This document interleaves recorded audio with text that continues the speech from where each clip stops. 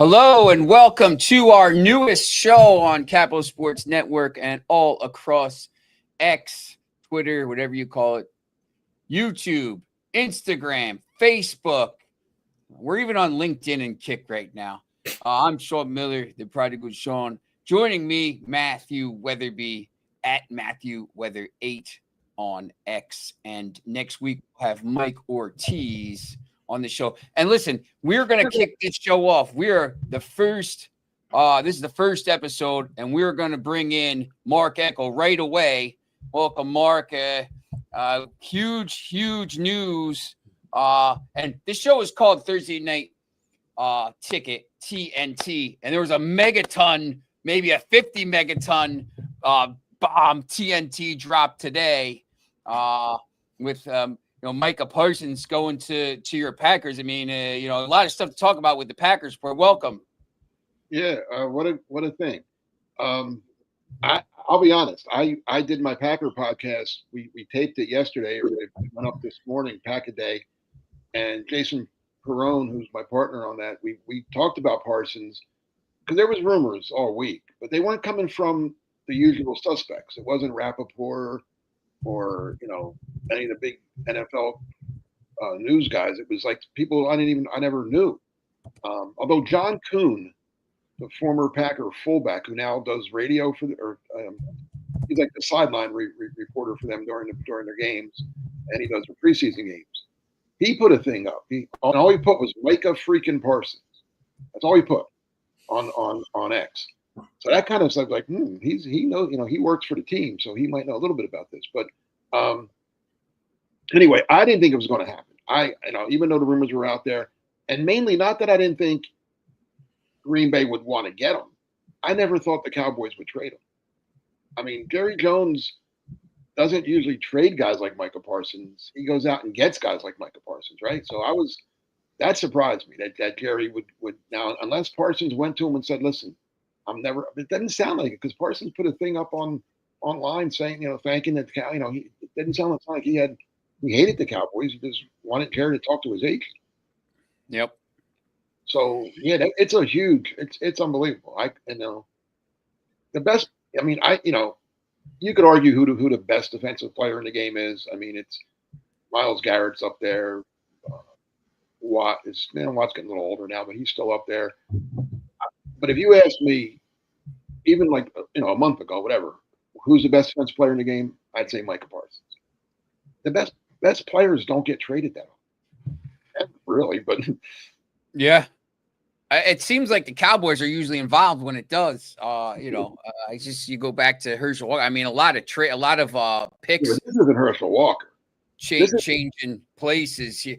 Does this, just real quickly, does this change the landscape? I mean, I know, does this change the landscape of the NFC? Because this is our first episode here, and it's an odd show, and we're going to talk betting and stuff like this. But I know the Eagles are probably the favorites and stuff like that. But this has to probably jump them up if they stay healthy to maybe to second, right?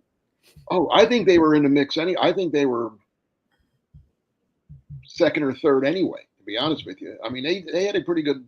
That's Matthew Golden, who they drafted with the first time they took a wide receiver in 20-some years. He's had a great summer. Will that translate? We'll see. But he looks like the real deal. Jordan Love's healthy, coming into his own. Now you got this defense with Micah Parsons, Rashawn Gary, and Edgerrin Cooper. That's going to be hard to. That's going to be. Listen, the Packers back in the day added Reggie White to a team that had Brett Favre and won the Super Bowl. Then they drafted Clay Matthews to a team that had Aaron Rodgers and won a Super Bowl. Now they just added Micah Parsons to Jordan Love and that group. Yeah, I think the Packers win a Super Bowl, if not this year, very soon. I mean, to me, the NFC is a two-team race now between the Eagles and the Packers. It's Matt. You have any questions? Not questions. It's just more you got a perennial defensive player of the year candidate for 2 firsts and a 29-year-old Kenny Clark. Just an absolute difference maker in my opinion, a steal of a deal. Then you locked him up too. A lot of money. I mean, yeah, they did a lot yeah. of money.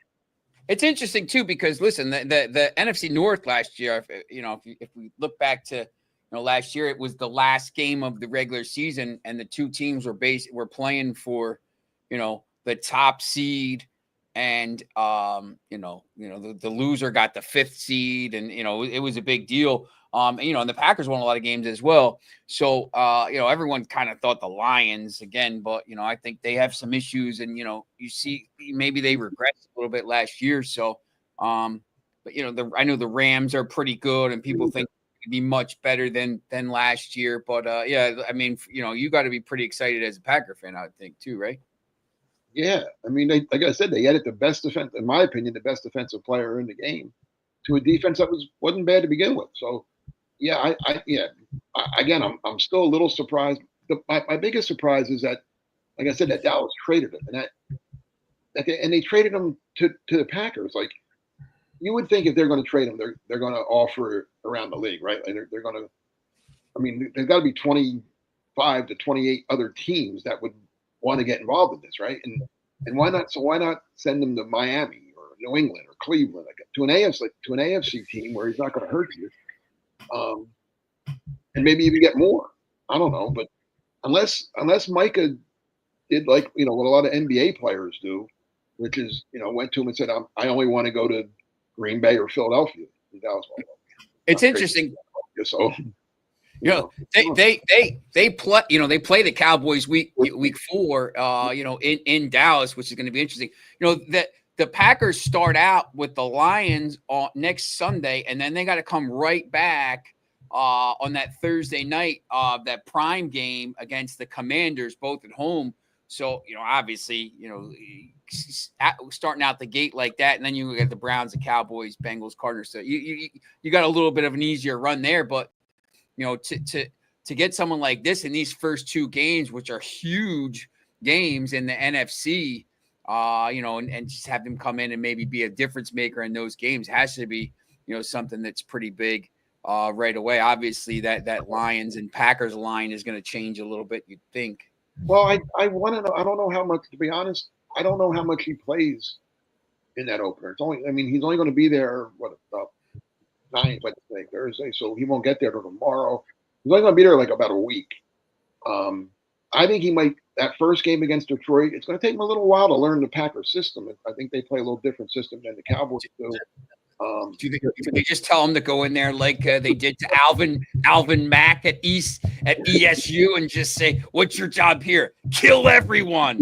Like, he couldn't pass his boxes, and then they started giving the play calls. "What's your job here? Oh, zipper thing here. I go here. Kill him. I kill everybody."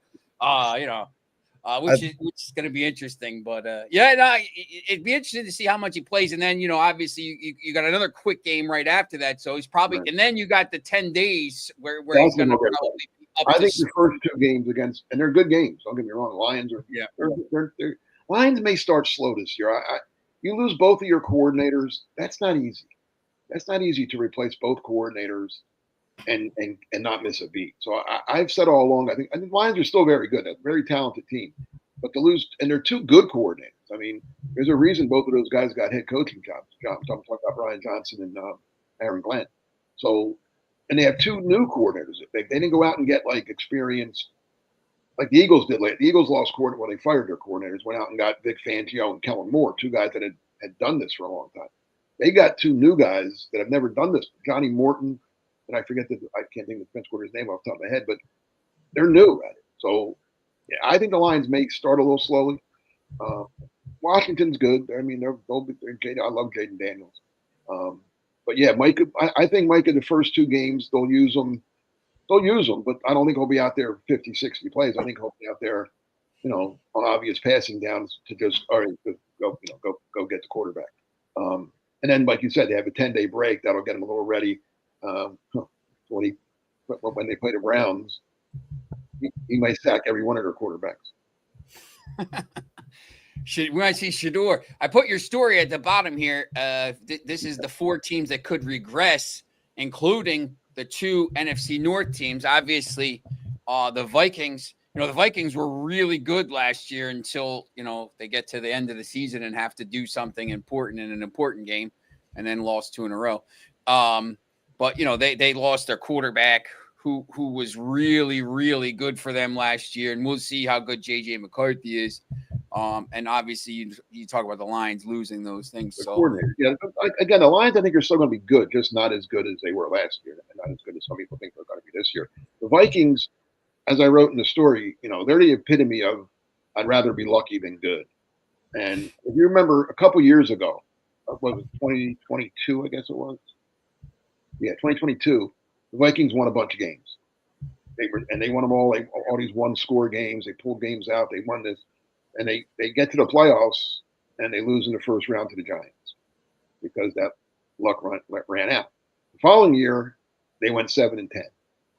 Last year, they won a bunch of games again. They win some games. 14-3. Yep. But a lot of them were one-score games. They pulled some games out. They got lucky. Yeah, and luck, like I said, good doesn't run out. Luck runs out. So I can see the Vikings doing a repeat of what they did before. They had a great year, lost in the first round of the playoffs, had a bad year the next year. You regress to the mean a little bit. Like you can't be lucky 5 years in a row. I mean, only teams like Manchester City and stuff like Liverpool get lucky every year because they got referees in their pockets. Well, City cheats, right? City cheats. We'll that's for the other show. We'll be talking about that going on. That's for a Margao Football Nightly. We're gonna talk a little bit. There's obviously huge. I know you're a big NCAA fan. Huge NCAA games this weekend. We got games this week, Matt. What do you think of that? I mean, why are all these good games so early? Blame Fox. That's Fox's deal. That was their slot that they got. And you lose early though. If you lose one of these games early, you can go back and back into the playoff now. I mean, that's the thing. I mean, you don't want to be playing these games later in the season because. Well, I mean, you can lose them later in the season. Ohio State lost to Michigan last year. Conference game. You're not going to see like Texas play Ohio State late in the season just because maybe especially with the new infusion of the committee taking into account the advanced metrics. I think you're going to see a lot more teams schedule games like these. It's going to make more of a grind over the long haul. But if they take into account the strength of schedule and the opponents that you're playing, then you're going to see ADs and coaches that are more willing to go out and schedule big games like this. It's interesting too. You know what? Like last year, who were the biggest teams complaining at the end of the year? Miami, Alabama, South Carolina. Yeah, but Miami's going out right off the bat. Listen, you're playing the team that was in the final. If you beat Notre Dame, you have then at the end of the year you're having an argument. You're getting in head to head over Notre Dame. You beat them. Like if you lose to them and then you lose to Clemson and you go 10-2 again. And you're like, oh, you finished 13th. I don't want to hear it. You lost the 2 big games you played. Like, that Clemson game, I mean, is going to be tough. A lot of people think Clemson is one of the big favorites to win. Obviously, Texas, Ohio State, Penn State. Matthew, as a Penn State fan, I think Mark and I will both tell you that, even though you guys are really good, you have no chance to win a title with that guy in charge, man. No chance. James Franklin has won big games. I know people tend to forget it, but he has won. He was in the Chamonix. Go ahead and rewind it back to 2016. He took down Ohio State, and they went on a run. Probably should have made the playoffs. They didn't. Ohio State got that last bid, even though they lost that year.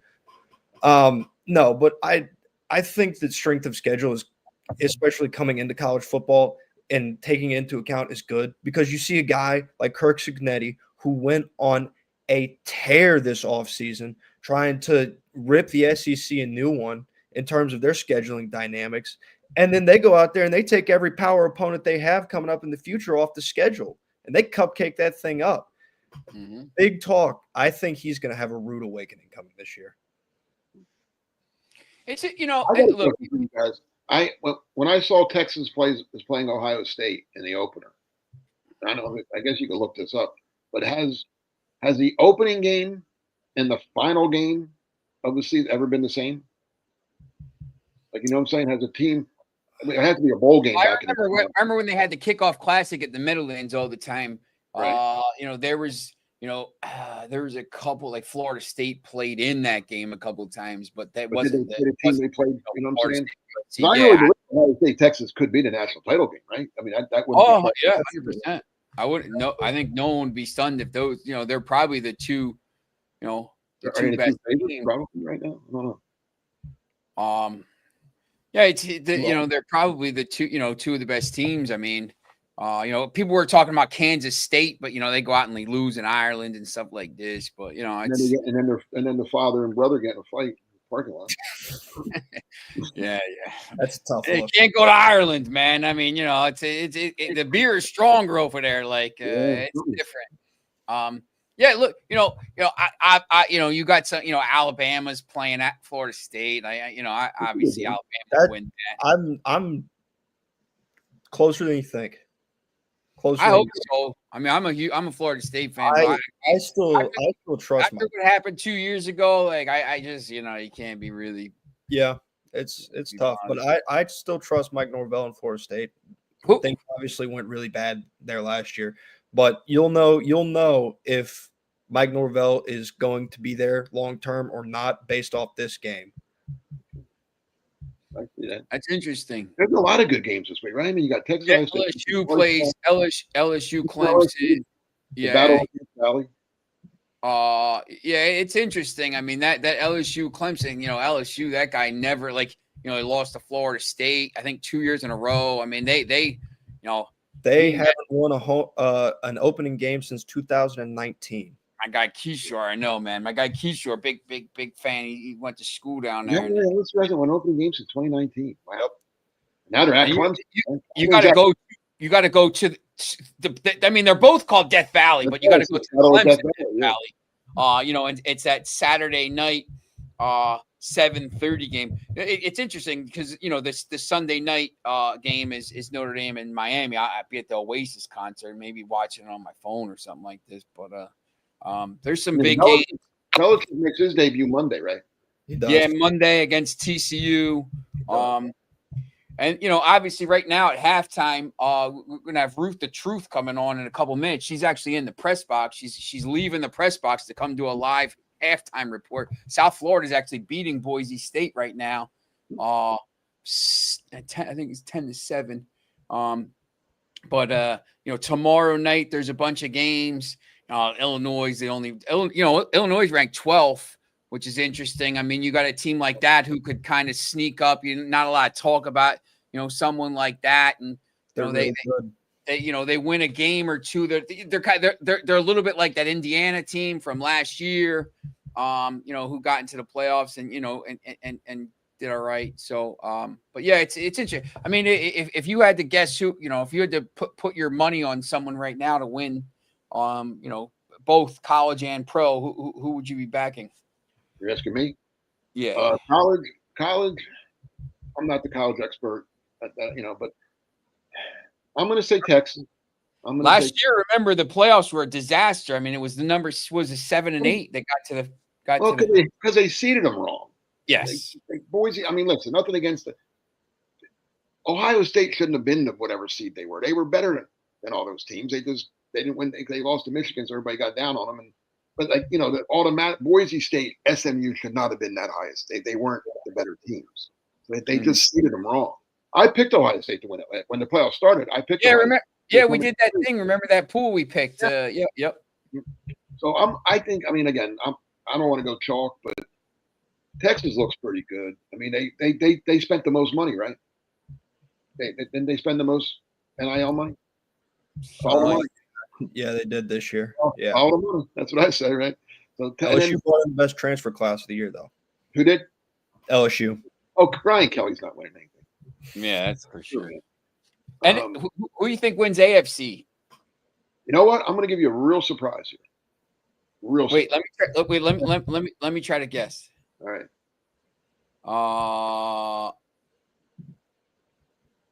You're not going to go with. I'm tired of picking Buffalo. I pick them every year, and they come up short. So I'm not picking Buffalo again. I root for them, but I'm not picking. I would say you're going to take either the Texans or the Ravens, or I know you like the Chargers a little bit too, but I don't know about that. I'm thinking the Ravens wouldn't be a surprise.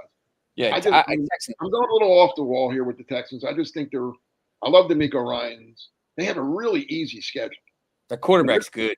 Start them off at 6-0 because they're not losing to the Jaguars, the Colts, or the Titans. So their secondary is fantastic. Wins in their back pocket, you know. So if they win, if they go, you know, say the other 11 games, if they go 8-3, that makes them 14-3. That could give them home field. So I'm just little, you know, I don't like to pick all the talk.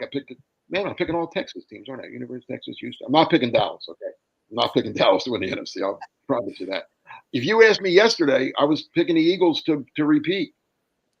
Micah Parsons might change that a little bit. I mean, I know I'm a little biased, but I could see that. I mean, when the Packers got Reggie White, they went to the Super Bowl.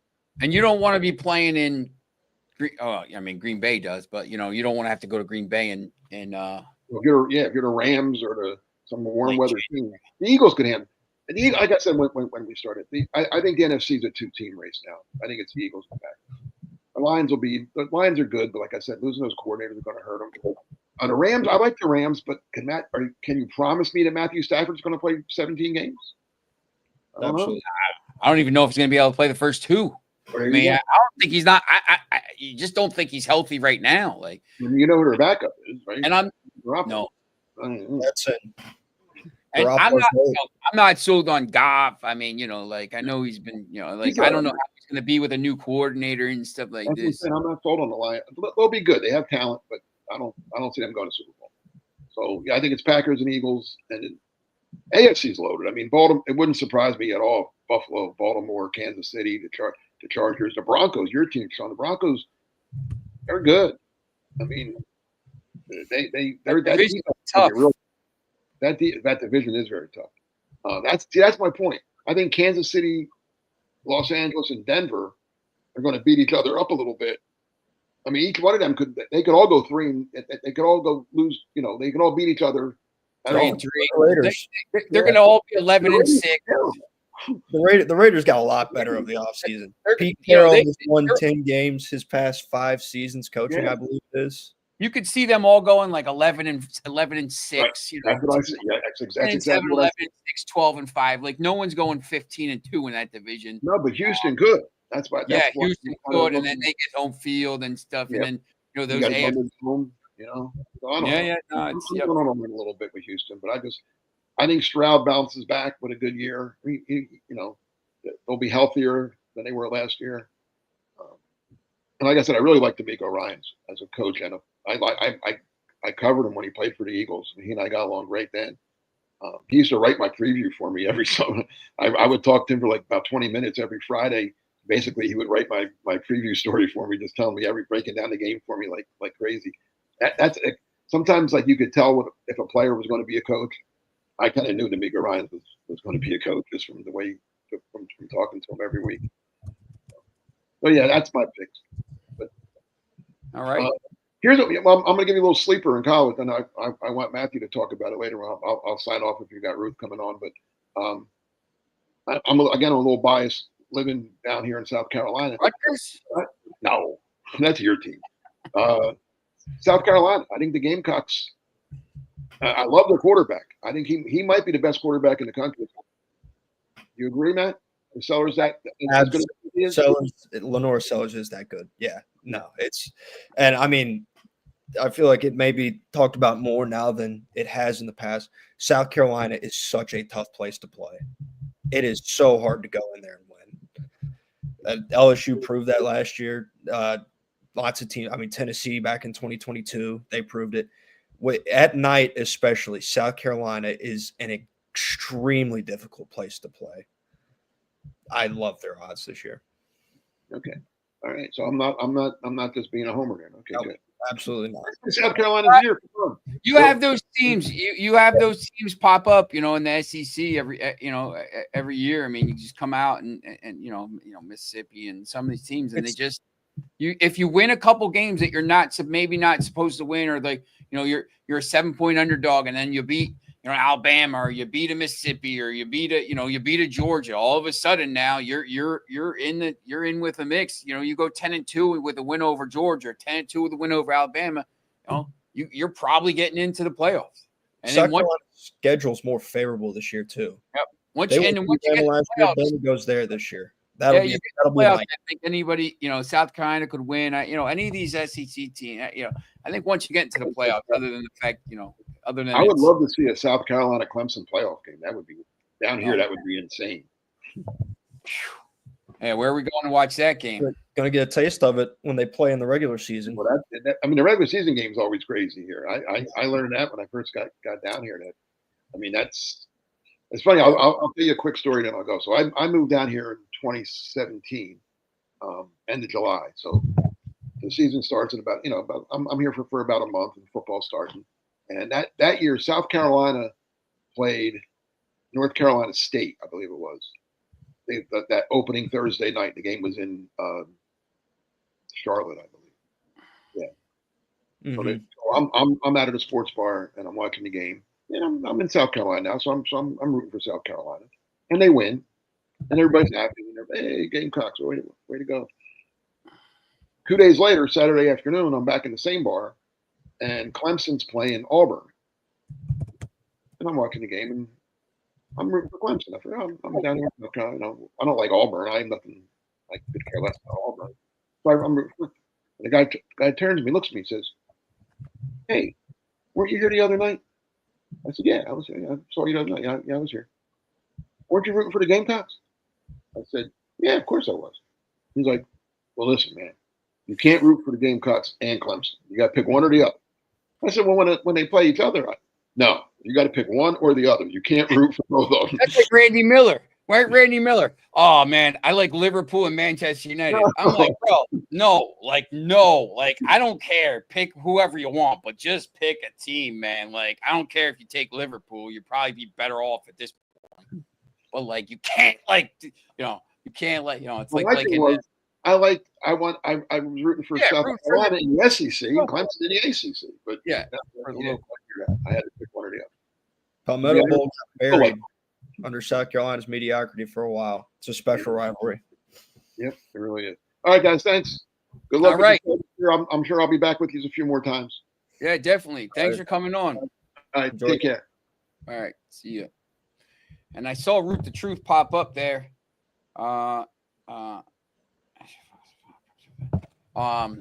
see if she just jumps back on here. She is trying to find. She texted in. She's trying to find spot to do this show. She's at halftime. She's in the press box of the game. South Florida and Boise State, and South Florida is winning that game 10-7 at halftime. So it'll be interesting to see what she says when she jumps on. So as soon as she comes back on, we will put her in the studio. Hey, listen, obviously Mark, 35 years writing for the Eagles and the Packers report and stuff like this. He knows a lot about this stuff. And, it's interesting. I mean, when you as the SEC writer here, and just general college football expert, how do you see the state of the SEC? Because, there's a lot, obviously Texas and some of these other teams, but I think it's it's definitely an interesting league this year. Yeah, it is. I think depth-wise, the SEC may be better this year than it was last year, even, which is saying a lot because the SEC was deep. Now, people argue with the Big Ten where it is, but in terms of depth, just top to bottom of the league, the SEC is still hands down the best in college football. Maybe the top end talent isn't what it used to be, but Nick Saban retired. Your top end talent's going to drop a little bit when you don't have him run the show down there in Tuscaloosa. But it's just a season of new faces. I think Florida is going to be, if DJ Lagway stays healthy, which is a very crucial part, but Florida is a team that is going to surprise a lot of people. We talked about South Carolina just a minute ago. Lagway's good. Eugene Wilson is fantastic at receiver.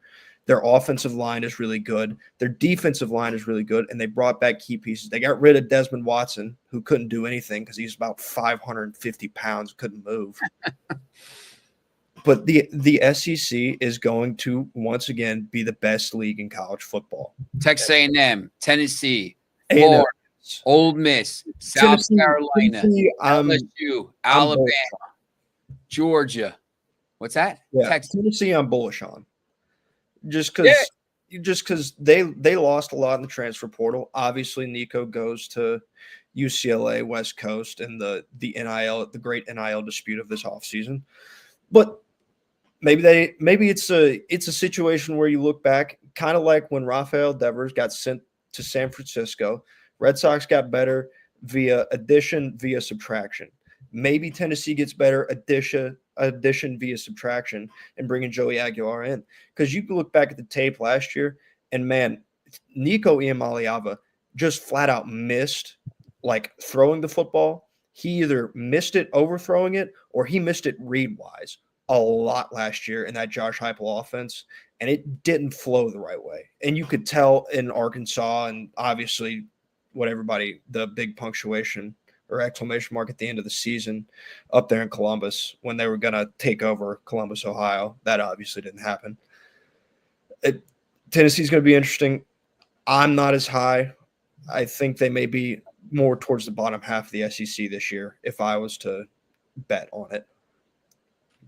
It's interesting too. I mean, I think we talked about this. Or I said something about this when Mark was on. Look, I mean, you have so many chances in this league to pick up marquee wins, and if you can, if you're a Florida and you beat an Ole Miss and you beat a South Carolina and you beat a Tennessee and you get some momentum and you beat one of the big boys, Texas or Alabama or something like this. All of a sudden, you're 10-2 and you have a chance, you're probably going to be in the playoff. Like you get a chance basically every week to beat ranked teams. And, if you go 7-6 or if you go 9-4, or if you go 8-5, you don't deserve to be in the playoffs because you're playing teams that you're fighting with to get into this playoff. So, if you can't, if you can't beat those teams in the SEC, you probably shouldn't be in the playoffs. So that's the best thing I think about that league. You basically you earn your way in, you're battle tested, and there's a reason why SEC teams have won so many titles. Now it's a little bit different with the playoff. You got to go a little bit deeper, but it's the reason why Texas is so highly ranked, Georgia, but these teams are going to probably lose some games. Now it's basically. If you run the table and go 15-0, 16-0, I mean, you're the greatest team of all time. Yeah, absolutely. You're not playing these, especially if you're an SEC. Even to an extent, the Big Ten, because that league is loaded. I mean, Oregon once again, they're seventh, and you saw what they did last year. They go unbeaten and then get into the playoffs and get smoked. So, Ohio State was a better football team all last year. Yes. Let's not mess that up. I think Oregon may have gotten a little lucky. Yes. They earned the win. They walked off that field. They were the better team in Eugene that day. Ohio State obviously learned a lot about themselves after the loss to Michigan, but They obviously picked up on some stuff when they lost to Oregon as well and felt like they should have won that game the first time around. Yes. Yeah, that's the thing. I mean, that's I think now look, college football now at this point is, with the portal and all that stuff. I mean, that's a story for another day and a podcast for another day. What's that? I said college football now. This drives me insane seeing it across, Twitter timelines and everything like that. A lot of people love to make predictions off of last year, which is fine. Obviously you're not different teams. You're getting almost a brand new team. I mean, you look at some of these transfer classes, they're bringing in 25, 30 guys. That's a whole new roster. Like you can't pitch me stuff based off last year all the way.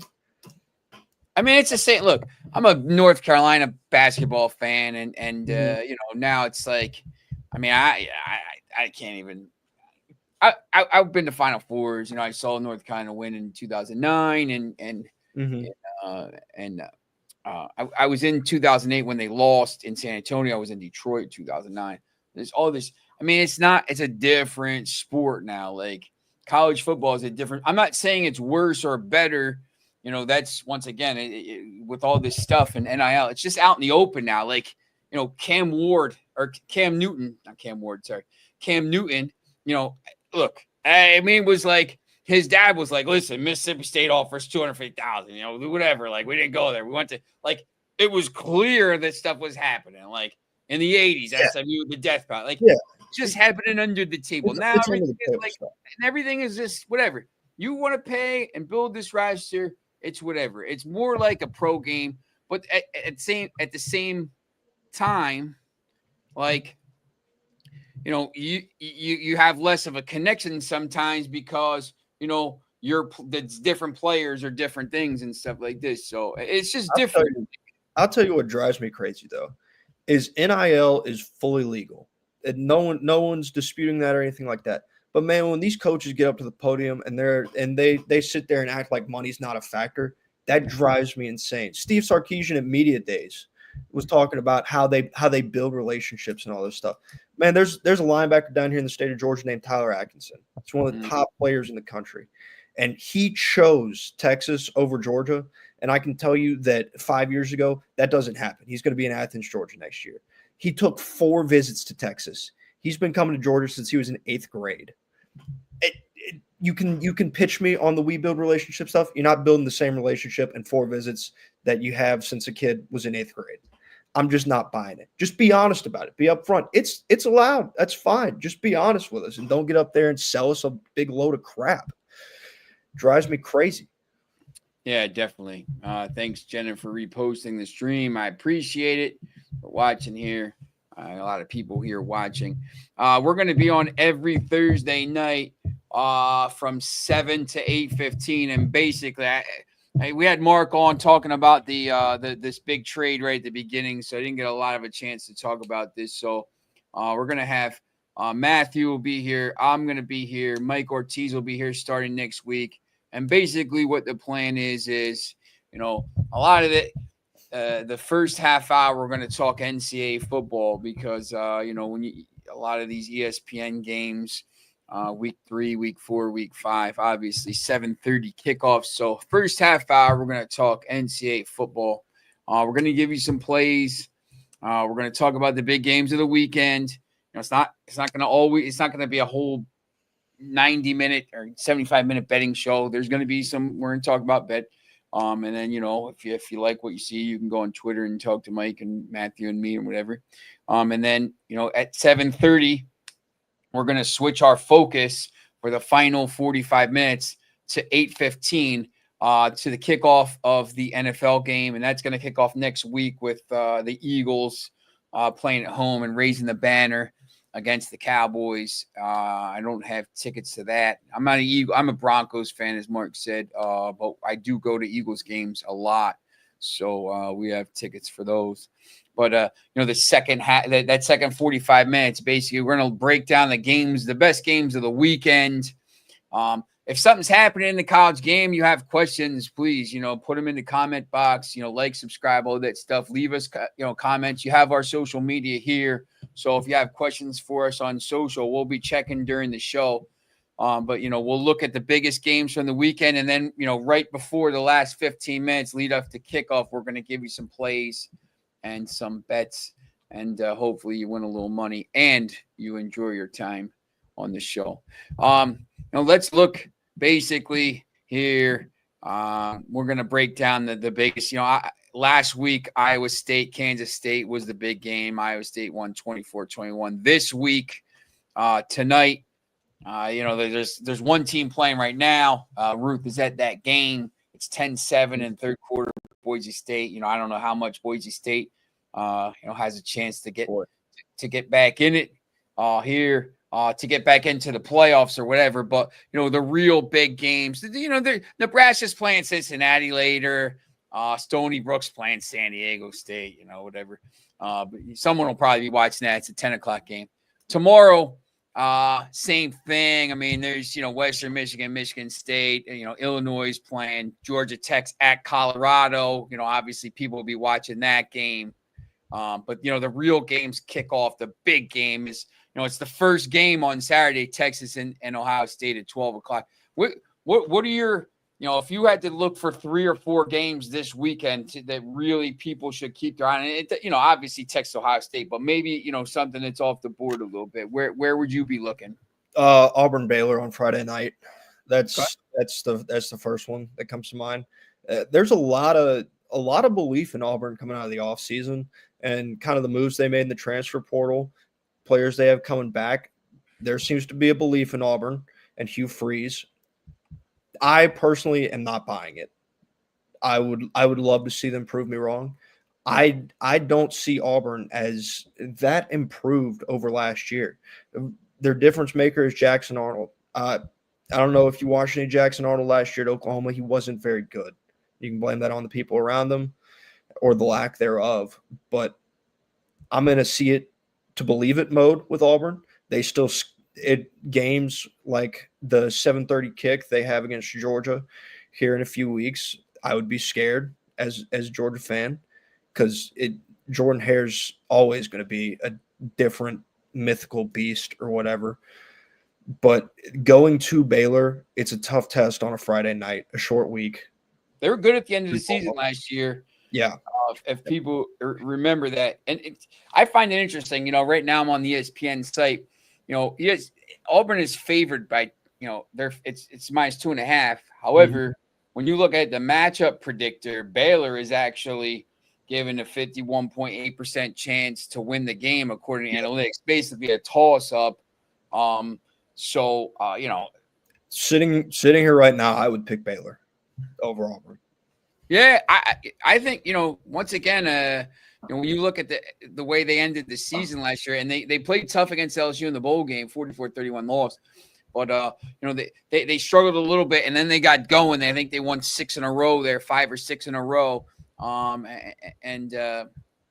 I think that's an interesting game tomorrow night. Once again, under the lights, the kids are going to be fired up in Waco. It's going to be hot. It's going to be like 91 degrees tomorrow night. So it's going to be a tough game to play. And that's on Fox. At the same time, Georgia Tech's playing Colorado on ESPN. So that's 2 interesting games. There's another game tomorrow night that's interesting. San Diego State is playing the Mountain, in the Mountain West. They're an interesting. I always find them an interesting team. And they were a weird team. They were 7-6 last year. They're 3-4 in that league. Remember, Boise State went 7-0 and UNLV went 6-1. But that league, I mean, they beat each other up. I mean, there's not a lot of easy games in that. So I see them play. I know that a popular pick coming into the season was UNLV over there. They had a rough start last week against to be honest with you, I can't remember who they played. Played Idaho State. They won 38-31. They did not look good. Yep. Those games are really tough because they're 100% looking past them because they play and they got Sam Houston again. Then they got UCLA on the 6th. So they're looking ahead to that Boise State game. But man, you can't play badly, in opening night and then figure out you got to kind of get your head adjusted and say, listen, we can't play like this. If we do this in these games, we got no chance. Someone's going to pick us off. And when you're talking playoff, I think a lot of times you got to look at the schedules of these G5 teams. A lot of it can be talent profile, but schedule reigns supreme over there in the G5 in terms of making the playoff. I'm watching this thing here, this Boise State game. It's 10-7 South Florida, 10-26 in the third. So there's a lot of time left. 3rd and 18. Boise State's backed up onto about the 1 yard line. There's nobody at this game except for the band, and the band's trying to, it's tough. The kids aren't, I don't want to say nobody. They actually where they're, the lower bowl was pretty packed. It's a tough game to, Boise State's got to go to Florida in August, and it's probably about 150% humidity. Like you're sweating like crazy. It doesn't matter what you're doing in training. Like you're not ready for these games. No. You know, it's tough. You know, you got to go there and sweat. Well, they use that as why it's so hard to play at Florida. Is they talk about how different that humidity is down there. Yeah, it's a different. Yeah. Coming from Boise, Idaho, yeah, there you can't simulate that. No matter how many weeks you do it, 2 days. What do you think about these games? And South Florida is going to get the ball inside the 50 to start the first half here, or second half. Sorry, with Matt Dua coming on. You know, there's a lot of early games. You know, obviously, you know, Texas and Ohio State is the headline game. You know, once again, the Alabama-Florida State. I know you thought that was an interesting game for Florida State. Maybe they keep it close. Is that kind of what you're thinking? I do think they keep it a lot closer, just because it's what Alabama lost last year in terms of their quarterback. Starting a new quarterback on the road, doesn't matter who it is, never going to be easy, right? First game of the season, never going to be easy. Florida State lost some seating due to their renovations. Is the environment still the same? I sure hope so. And if it is still the same, it's going to be difficult on Bama. I still think Bama will win. Jam Miller is out with an injury. They're missing 2 other key starters. It's going to be raining. And Tommy Castellanos has spent all offseason running his mouth about Bama and how they're going to win. He better show up on Saturday after all that. Otherwise, it's going to be a really long year for him on social media. And frankly, Gus Malzahn has had Bama's number when you look back at over the years. He's now the OC there. It's a running quarterback. I know it's not Nick Saban there anymore. Different systems, all kinds of stuff. I think Florida State will be back to more of what we saw out of them in 2023 in reference to last year. I hope so. It's tough watching that, you know, after that, what happened, that, you know, they go beaten and get left out of the playoffs because something interesting in terms of the Florida State thing too is DJ Uiagalelei throughout all of camp and stuff like that. There's been no knee brace.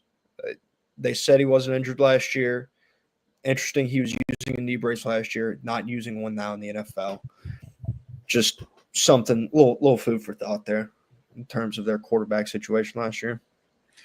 The big game set in that, whatever the third window is, LSU at Clemson, 7:30. That the third window. When you talk about the betting people, oh man, I got to find a game at 12. I got to find a game at 3. Look, just find the best games and bet that. Please don't just bet a game because it's on at 7:30. Don't bet a game. Yeah. Every game's on TV now. It's not 1997. Well, I gotta bet the game. It's on TV. Every single game's on TV at this point. Like, unless you have intimate knowledge of like, you know, that lower level FCS or FBS team, that group of 5 team, don't bet it. You're gonna lose money. Don't bet it. Please. It's interesting too because there's a late game. We're talking. Remember, Arizona State opens at number 11. Playoff team Arizona State goes up against Northern Arizona. At Arizona State, and Northern Arizona played Arizona last year when Arizona was ranked, and it was a brutal game for Arizona. Like, they ended up winning 22-10, and you know, they didn't cover, but you know, the ESPN Analytics gives Arizona State a 98% chance to cover. It's going to be 103 degrees. Like, just make sure you don't be laying 47 points and say, hey, look, you guys do what you want, but like those early games, it's tough. I mean, it's the same as the first. When you're talking big spreads, Kirby Smart has never covered a spread more than 38 points. He likes to test stuff out. They're favored by 39.5 on Saturday against Marshall. It's you know, you people, oh yeah, I'm gonna bet the number 1 seed in the college basketball, and you know, they're playing the worst team. Yeah. Look, these games, you get up by 30, you rest your players. You got to play again in 2 days. Like, you know, these you get up 56-0 at halftime. You're probably gonna rest some players, and maybe all of a sudden, you know, the other team scores some points, and you're getting mad. Oh, why is the coach doing this? Look, well, and I think a lot of times, at least it, you know, I live over here in Athens. I'm pretty familiar with the program. Like when it comes to Kirby Smart, he tries things out on opponents like this. He wants to work on what he's not good at, and I would assume that the same goes. A lot of the other large programs follow suit in that, and they want to get better in certain areas. There's, I'm going to give you an example. East Texas A&M is playing SMU. The line is 50.5. I'm going to talk a little betting here at the end of the show. Yeah. To me, I think sometimes you're better off betting the first half line because they have the starters in. And if the line is 35 in the first half or 33 in the 30 in the first half, it's 50.5. So it's probably close to 30. Well, you have a better chance of the game being 35-0 or 42-7 at halftime than you do probably it being 70-10 at the end of the game. Like, Absolutely. the starters are going to be in the first half. Yep. At halftime, you just, you don't know. And I just, just a little betting tip there. Also, just in terms of betting, favorite bet of the week is Georgia Tech. Take them outright. Take them with the points. Take them however you want them. Take Georgia Tech. Yeah. Against Colorado. At Colorado. It's man, that you can pitch me Dion and Folsom or whatever you want to. Physicality plays no matter where you are or what team you're facing. Physicality plays. Physicality played last year for Georgia Tech. It'll play again this year. South Florida 45-yard touchdown pass.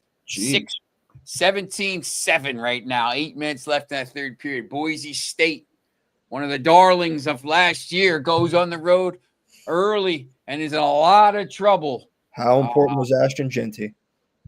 They had a struggle against Georgia State to start the year last year. Ashton Jeanty ran for 8 touchdowns. Probably wouldn't have got out of that game without him. Yeah, that's right. And I don't. They can't do. They're not doing much on offense this year at all against this South Florida team. Look, once again, I don't know how good South Florida is. Maybe they're a pretty good team by the end of the year. They're solid. But, Sunday and Monday. There's 2 games Sunday. One at 3:00, one at 7:30. Virginia Tech at South Carolina. One of the teams you talked about. Notre Dame at Miami, number 6 versus number 10. Massive, massive game for the playoffs. And then on Monday, TCU at North Carolina. Everyone's going to be watching. TCU is favored. Bill Belichick is going to be coaching at Chapel Hill. Everyone's going to be watching that. It's going to be, it's going to be an interesting game. TCU is favored. But, South Carolina ranked 13th at home, only a touchdown favorite here. Those 3 games, I think, could all have interesting, different storylines. And obviously Notre Dame, Miami, one of the marquee games of the weekend. But, once again, Notre Dame was in the final last year. Marquee games for different reasons, correct? Yeah. Yeah, no, it's obviously TCU, UNC's marquee for Bill Belichick and Bill Belichick alone. You go over to South Carolina, Virginia Tech. That's more of the South Carolina hype. They're putting a spotlight on South Carolina. Shane Beamer and the Gamecocks, as they should. Lenore Sellers is very good, as we touched on earlier. Touchdown favorite. Maybe they know something I don't. Not in love with Virginia Tech last year. Obviously, a lot of people fell in love with Virginia Tech last year. Kyron Drones is still there. They're going to be a good team. I just don't think they're of the same caliber as South Carolina is. And then when you toss it down to Miami on that late slate, I'm going to go back to the exact same thing that I said about Colorado and Georgia Tech is physicality plays. And Notre Dame made it to the national championship with their physicality and their special teams play, both offense and defensive lines. And that's what's going to win them this football game again. They're trying out a new quarterback. And it actually reminds me, back in 2017, Georgia went up to Notre Dame. They were trotting out a freshman quarterback in what was everybody thought to be a really tough spot at South Bend, and they won that game on their offensive and defensive lines running the football. Notre Dame still has Jeremiah Love. I would expect more of the same. And in terms of Carson Beck, because he was a big storyline this offseason, and there's a lot of people at Georgia that think Beck was the problem. I don't think talent-wise is what they're talking about when they talk about Carson Beck being the problem. It's more he wasn't – I don't think he was the leader that people wanted him to be while he was at Georgia. I don't think he gelled necessarily with the team the same way that Stetson Bennett or Gunnar Stockton has. But talent-wise, Carson Beck still has it. We'll see how that injury in the SEC championship affects him. But he is still a guy that had the talent to go in the first round. He's that same guy down there at Miami. I think we'll get a flash. I would not expect Miami to win that football game. I would say Notre Dame probably 2+ scores because they're gonna lean on that physicality in that run game. Josh Abner, Viz K, he has a PhD in common sense. I will agree with that because you reposted this stream, and that is the biggest common sense thing I've heard all night. Thank you, Josh, for reposting that. Yeah, look, I think they're pretty interesting. Pretty interesting games. I'm excited to see what North Carolina does as well on Monday night. I actually get a chance to watch that. Sunday night I'll be at the Oasis concert. Josh Hoover of TCU, he's their quarterback. He's very good. Longer on the list of Heisman odds, but you saw what Sonny Dykes did a couple years ago with Max Duggan. Hoover is probably just as much the quarterback as Duggan was.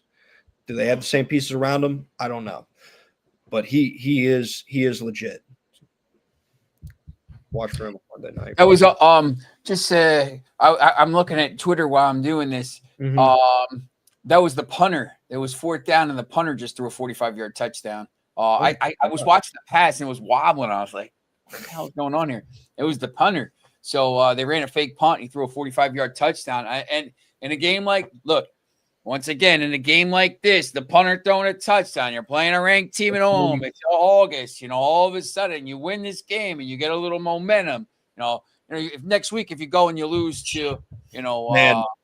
I'd love for South Florida to get some momentum. They go to Miami and then they go to Florida after that. As good as this game may be, I would not expect them to build much off this. Yes, it's interesting. If you start the season with 3 ranked teams right away, yeah, look, you got to go at Florida, at Miami. But look, you never know. You get a win here, and maybe you play well in those games, and then the rest of the season, basically South Carolina State, Charlotte, North Texas, FAU, Memphis, UTSA, Navy, UAB, Rice. Maybe you do pretty well in that league. I would say it is interesting on the USF front in terms of if they were to win one, but at least keep both of them close with the inclusion of the advanced metrics and strength of schedule and things like that. If they keep those games close and they beat Boise and they run the table the rest of the way, they have a legitimate argument come the end of the year. It'd be interesting.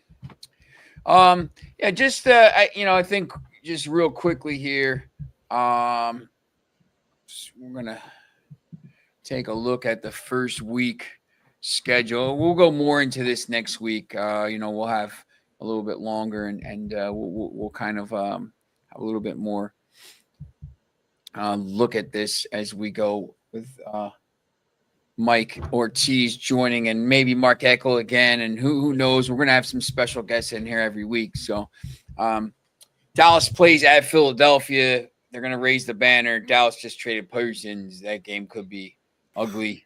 Philadelphia is going to be trying to score 100 points in that game.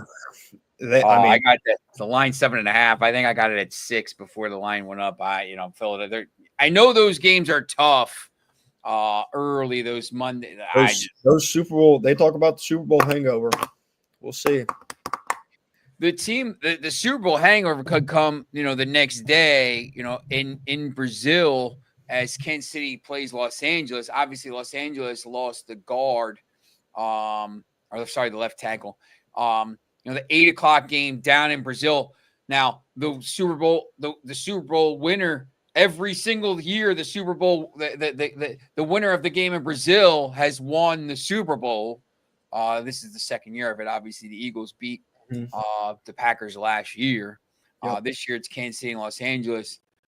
No one's talking about the game because everyone's talking about some engagement or whatever. This isn't TMZ, so this is TNT, not TMZ. So we're gonna skim over that. Yeah. But Taylor Swift fans, if you want to listen, hey, maybe I'll hashtag Taylor Swift next week. We'll more than be happy to welcome you in here. We're not going to talk about the game, I will hashtag Taylor Swift next could week. not care less. It filled my feet up. I can't stand it, man. But so I mean, those are the two first games that kick off. You got some interesting games. Tampa's at Atlanta. Both, I think teams think both of those teams. Tampa's won that division every year. I think people think Atlanta could be better. Cincinnati at Cleveland, Miami at Indianapolis is a weird game there. Indianapolis with their whole, I don't even know. Like my guy, Jamie, the Tranmere fan over in England, is an Indianapolis fan, and he's already written the season off. Las Vegas at New England. Go ahead. What I will say, and just the one that stood out to me, Cleveland and Cincinnati. That's a team where Cleveland, much to be made about their quarterback room this offseason, and Joe Burrow and the Bengals. Can they finally get off to a hot start? No, they're always slow. They haven't been able to do it. They haven't. This is a perfect opponent to do it against. Yep. It's interesting too, because there's a lot of these games that are, Baltimore, Buffalo, a big game. Houston at Los Angeles, big game. Detroit at Green Bay, big game. San Francisco, Seattle. People, I don't know how Seattle or San Francisco favored in that game. I don't get it, but Tennessee at Denver. Tennessee stinks. But Carolina plays Jacksonville. There's Eckel in his teams to watch mentions Carolina as a team that could be a lot better this year. Jacksonville, who knows with that game. New York. Go ahead. I like the Carolina to be improved. I think they have a tough division with Atlanta and Tampa Bay, but Bryce Young played better. I love Tedero McMillan. They got him a legit receiver one. Still a very incomplete football team, but they will be better. They will not be a team that you just kind of, you see Carolina on the schedule, just chalk it up as a win. They're going to be much improved this year. Yeah, I agree. You got Arizona at New Orleans and Pittsburgh at the Jets, which is interesting because Aaron Rodgers goes home. There's a lot of weird games, weird lines. Most of these lines are 2.5. New England's 2.5. Pittsburgh's 2.5. Jacksonville's 2.5. San Francisco's 2.5. Green Bay's 2.5. The Rams are 2.5. Buffalo's 1.5. Indianapolis 1.5. Tampa Bay's 2.5. Kansas City's 3.5. Minnesota on Monday night at Chicago is 1.5. I always like to try to find the biggest spreads and then bet them down. Like I took Philadelphia. Did you say Minnesota at Chicago? Who's favored there? Minnesota. Minnesota is favored, and they're going to Chicago? That's correct, on Monday night. I'd take the Bears there all day. It's a lot of weird lines. It's tough because you don't know, my betting strategy is I do these parlays, like 3-team parlays. I have Philadelphia, Washington at home against New York, Philadelphia at home against Dallas. I know that New York is better, but they're not as good as Washington. We already talked about the Eagles. And Denver at home against Tennessee. Denver better. They're all three of those teams are 7.5 or 6.5. And what I do is I bet them down to 2.5. So all they got to basically do is win by a field goal.